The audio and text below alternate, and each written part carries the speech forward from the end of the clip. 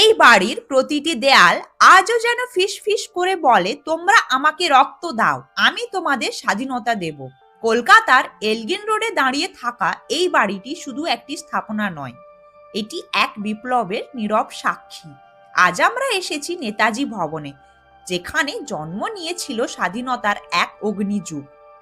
নেতাজি সুভাষচন্দ্র বসু ভারতের স্বাধীনতা আন্দোলনের এক অদম্য যোদ্ধা। 1897 সালের 23শে জানুয়ারি উড়িষ্যার কটকে জন্মগ্রহণ করা এই মহান নেতা তাঁর চিন্তা, সাহস ও নেতৃত্ব দিয়ে ভারতীয় স্বাধীনতা সংগ্রামকে দিয়েছিলেন এক নতুন দিশা। তিনি বিশ্বাস করতেন, শুধু আবেদন নয়, প্রয়োজনে সশস্ত্র সংগ্রামে আসবে স্বাধীনতা। কলকাতার 38/2 এলগিন রোডে অবস্থিত এই বাড়িটি ছিল নেতাজি পরিবারের বাসভবন। এই বাড়িতেই কেটেছে নেতাজির জীবনের বহু গুরুত্বপূর্ণ অধ্যায়।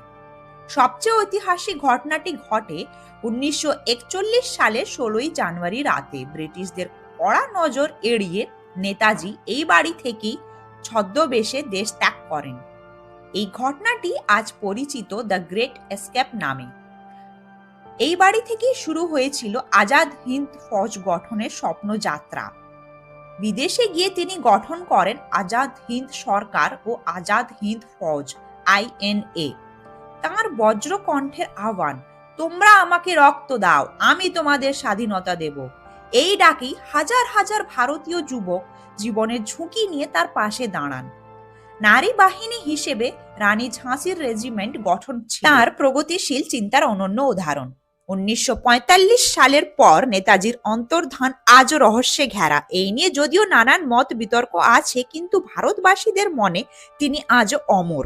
কারণ নেতাজি কখনো কেবল দেহ ছিলেন না, তিনি ছিলেন চেতনা। আজও যখন আমরা দেশপ্রেম, সাহস ও আত্মত্যাগের কথা বলি, নেতাজি সুভাষচন্দ্র বসু আমাদের প্রথম অনুপ্রেরণা। তিনি আমাদের শিখিয়েছেন স্বাধীনতা মানে দায়িত্ব, আর দেশপ্রেম মানে আত্মস্বর্গ।